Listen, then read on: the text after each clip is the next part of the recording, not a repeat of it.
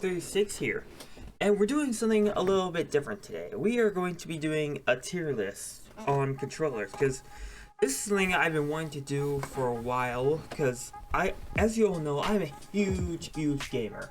Ever since I was a little kid, video games have always been the best of me. And I figured since I love them so much, how about I give a ranking off of them? In total, there's about 16 or I don't know. There's a lot of controllers, okay? There's so many of them. And I figure I give them a ranking on each and every one of them. I have played almost all of them. There have a few I haven't quite played, but I've seen good reviews on them, or just reviews. So yeah, basing off those reviews, we're gonna be seeing how well they've been in popularity, based on how their design is, and how much they've succeeded, or you know what I mean. But okay, so let's start off here. So let's start off Nintendo Switch. Honestly, the Joy-Cons are they're pretty okay. I gotta say, they do have the motion plus. They are a bit small. They do have good button placements. They are can be played together or play as separate controllers, but they are a bit on the small side. They do have the infamous Joy-Con drift. I still don't know why Nintendo hasn't fixed that yet, and for some can be very uncomfortable, especially if you play with the size. The buttons to hit them are so small. But overall, I gotta put them on. I'm gonna give it a B ranking. Plus, they're still pretty new, so once Nintendo is officially done with all the newest of the Nintendo Switch, I'll probably give this a re-review. But yeah, it has some good, have some bad, going in B tier. Xbox 360 controller. Oh my. This is probably one of the best controllers out there. The button placement, the controller design, it's so perfect. And the hand placement is so smooth. You can just simply fit your hand into the controller. It'll just fit perfectly. The analog sticks are so perfect, so smooth to touch. The D-pad it could have been a little bit better, but it's not so bad. The L and R, the L1, R2 button placement triggers, ooh mama, they're so good. And the button placement is like I said, pretty good. They're all a bit spaced out from each other too, so not so next to each other that you probably won't be clicking each button next to each other. But yeah, so they're pretty good. Analog good. Connection. Oh, I gotta mention Wi-Fi connection on this thing. Perfection. Even if you're playing wired, it's still pretty good. Overall, I gotta give this an S tier. It's definitely a high ranking for me. Everything about this controller is just perfect. Next up is the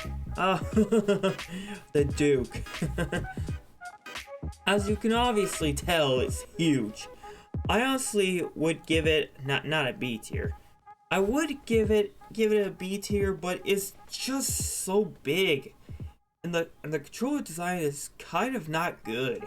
The analogs are really small. The buttons are like in a weird angle, and the D-pad is like barely even a D-pad. Also, the triggers are just don't feel right. Overall, I'm giving this a C. Definitely not bad, but could have been better. Oh, looky. Okay.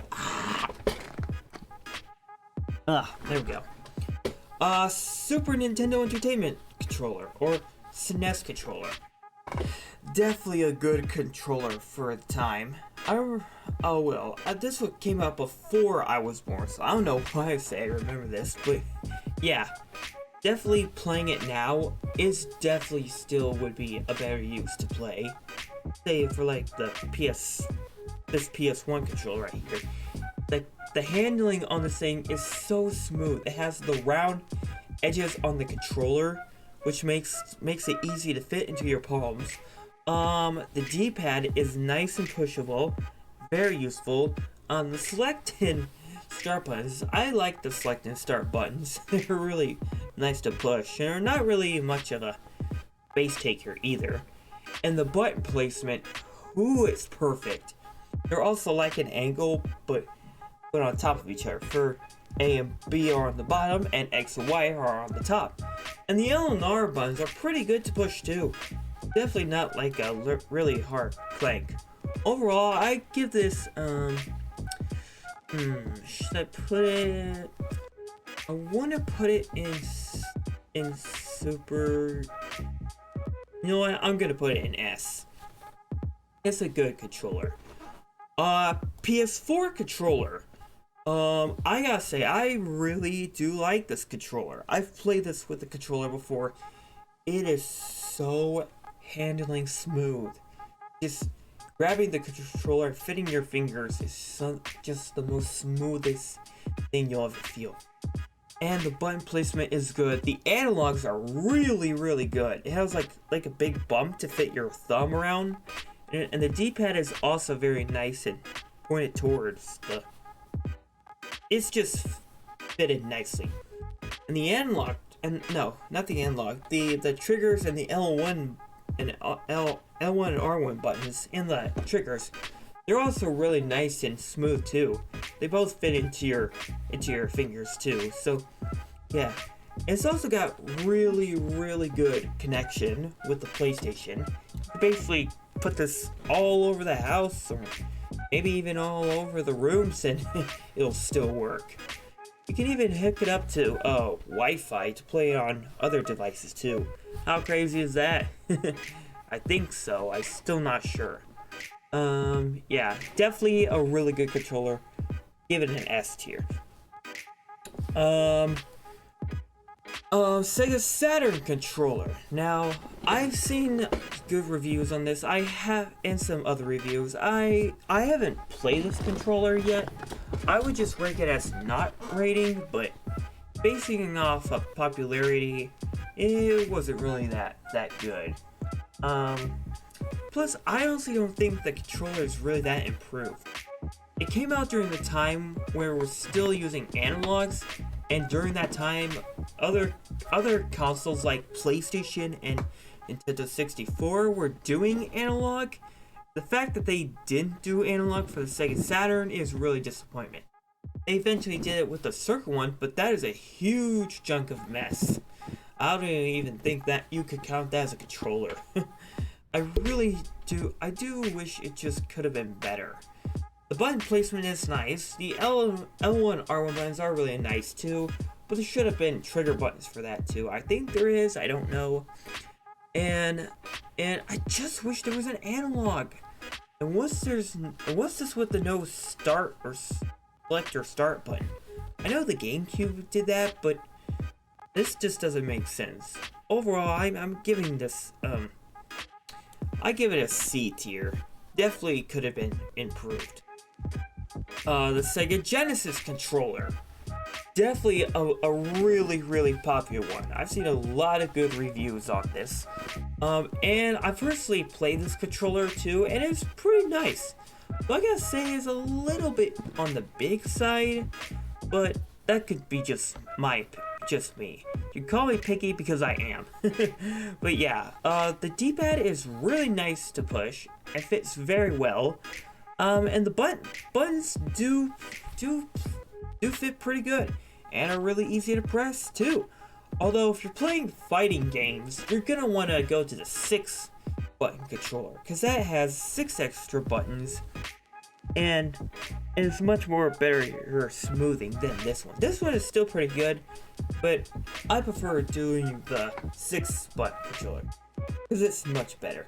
But yeah, overall I give this an A tier. Definitely not a bad controller, but definitely not the best. It's just good. It's just a really high good. Definitely not the best, but definitely not the worst. Really good A tier. Oh. Oh man. Oh, the Wii U Gamepad. There are definitely a lot of flaws with this thing. Especially since it came out on possibly the worst Nintendo system ever. It definitely didn't do a lot. I will say it does have some good things.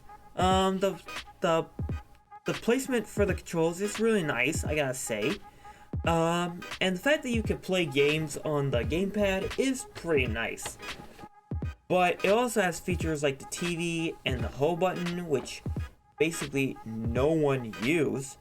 It has some weird things you could do with games. You could even draw on the gamepad, which was pretty nice, but sometimes it just felt weird. And overall, it's just a big hunk junk of a mess.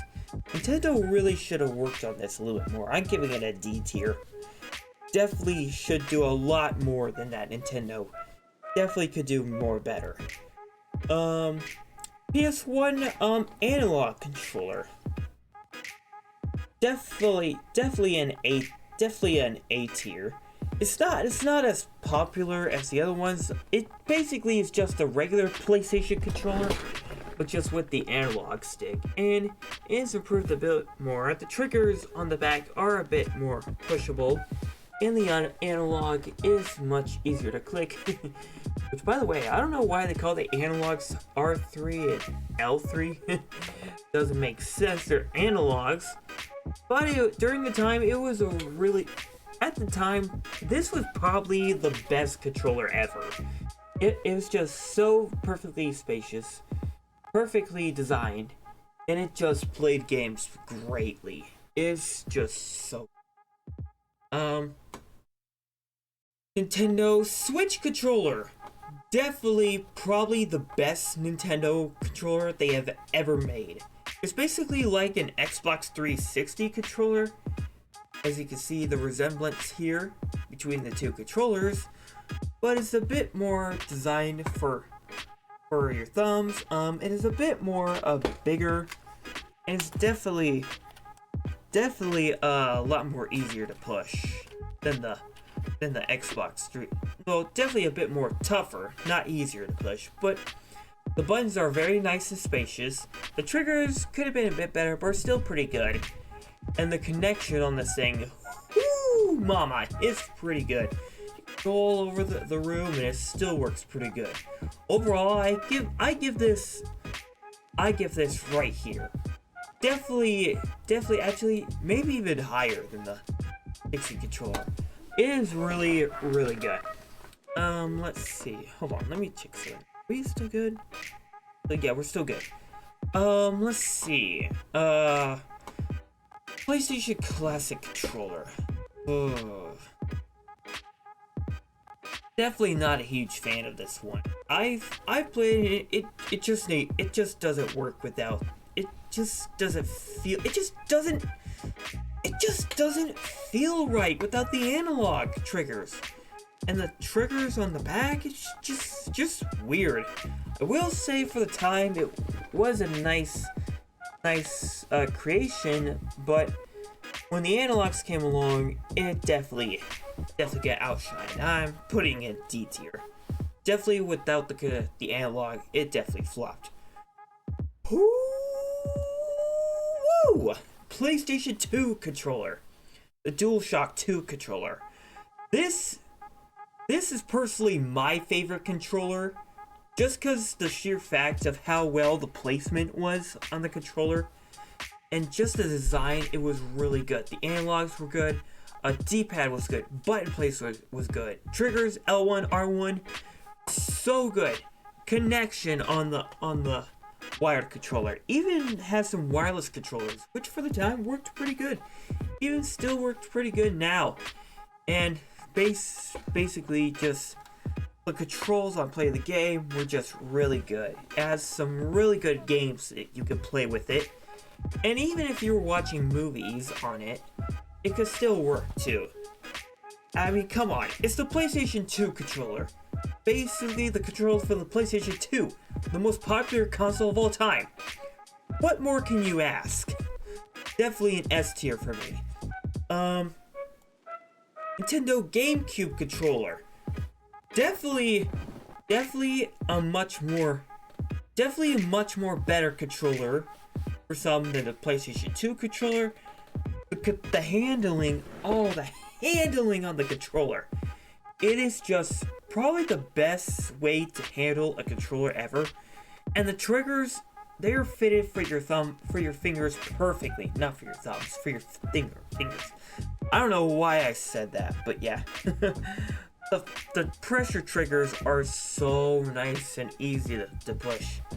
And the button placement is really unique. I like that it has the big A buttons, and the other buttons are all around it, which is really cool. I gotta say though, it does have some flaws. The D-pad and the other analog trigger and the other analog stick is a little bit small for the controller. Could have been a bit bigger.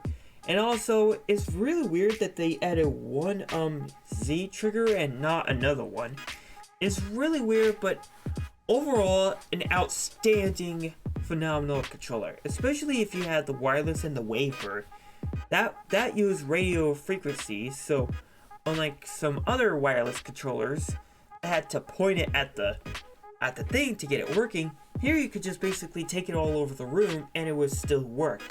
Even the wireless controllers as now still works. Just so good. NES controller, definitely probably the most popular controller of all time. Basically because it was the controller with the console that saved the video game Crash from 1983, and it's just a good controller. I don't really have much to complain about. Well, actually I do have some. It's just so simple. It's just the perfect simple that it needs. And the only thing I gotta say is just the edges on the controller. They can be really a bit sore for your palms to play after playing sometimes, and it can make your hands cramp too. But if you have the dog bone controller, that basically fixes everything. Everything just about the NES controller is just a masterpiece. The D-pad, the two buttons, the select start button, the connection on the NES is still good. Is still being played by some new consoles today. And even is going back and playing this controller is still pretty good. Nintendo 64 controller. This is honestly another good controller too, though it does have some problems. First off, why is there three handling spots for the controller? Like, I guess they were like trying to like make it so you could switch the handling of the analog of the controller, and I don't understand why they didn't put the analog like above the D-pad. That way it could have been more handleable, and it should have just basically made it a bit bigger for the analog to fit and put the D-pad there. And also the D-pad on the D-pad is just trash on the controller. It's just basically a stick on a controller. It's easy to break. It can be costable for palms. It's just not really a good controller. Other than that, another thing I gotta say too, why didn't they add like an X and Y buttons? Instead you got like this like big circle thing. Like, what is this? I know it's used for like jumping and stuff, but for most games it's more for like fighting games. You usually push these for like to do like fight moves and stuff. It just doesn't make sense. The on the back is also pretty good. The L and R buttons are also pretty good as well. But yeah, it is a popular controller and it does do 4-player, but it does have some flaws on it, but it's definitely a good controller. Definitely, you know, I put it behind the Genesis controller. Definitely a good controller. The Sega Screencast controller. Ooh. Overall, for the last Sega controller, it is really it's a really unique one. I like that it has the analog, and it does have a D-pad. It does have the controllers. It does have the triggers, though there's no L1 and R1s, and I don't know why. But also, the analog is again another one where it's just plastic, where others will use like rubber. I don't know why they didn't use that. And also, why is a controller cord on the bottom? They should just put it on the top. Instead, you use the top for like the weird like video signals. It's just weird overall. It's just a weird controller. Definitely a weird one. But it's still a good controller for the Genesis. I mean, not to just the Dreamcast. I don't know why I keep saying that. The Wii controller is a mixed one for me. When it works, it really does work, and when it doesn't work, it really doesn't work. Motion control was the fully embracement of the Wii, though that wasn't technically a good thing. Because like I said, it works with when it works, and if it doesn't, it doesn't. It's just weird. And basically, almost every game that came out for the Wii had basically some capable motion. But it does have pretty good party games. The sensory for the controller is pretty good, and the nunchuck and button placement is pretty good. You can even turn it sideways to make it look like a NES controller too. And the connection for the Wii, the wireless connection, is really good too. It's probably the best connection out of all of them, I gotta say, and definitely a really good controller for the Wii. I like it. I personally do. Though it does have flaws, it's still a great one, especially if you're playing with party games. The wireless PS3 controller. I honestly don't like this controller because just the fact that it is basically the exact same thing as the DualShock 2 and DualShock 1, just with the analogs more pressable now, and it's all completely wireless too. Overall, other than that, it's just the exact same thing. The wireless connection is pretty good, and everything else about this is pretty good, but again, there's just better controllers out there to use. It's just a high B tier for me. The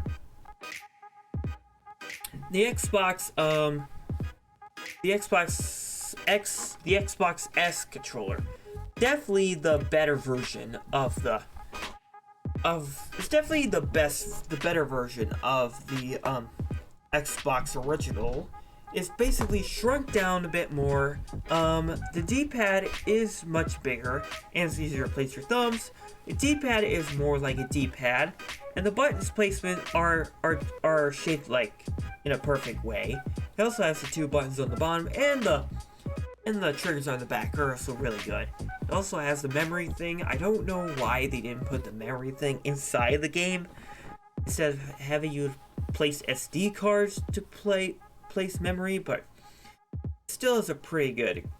Overall, definitely the best original Xbox controller for the original Xbox.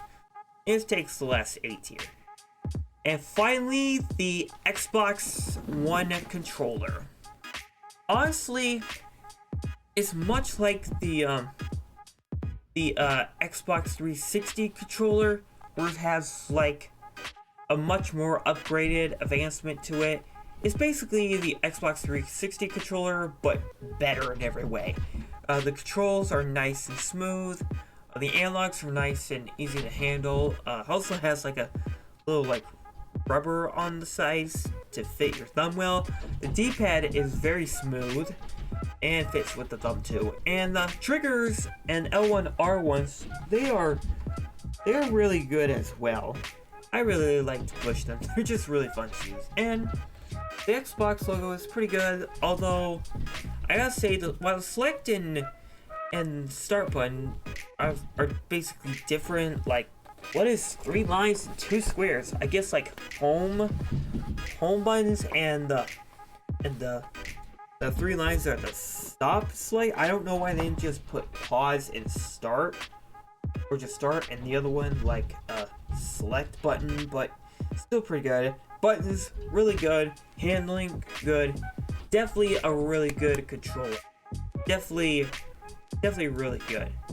So yeah, overall, I gotta say for me, this list was pretty good. Although I do think some could be changed. I don't know. Let me know in the comments below what you think of this list, and if I'm wrong on some controllers.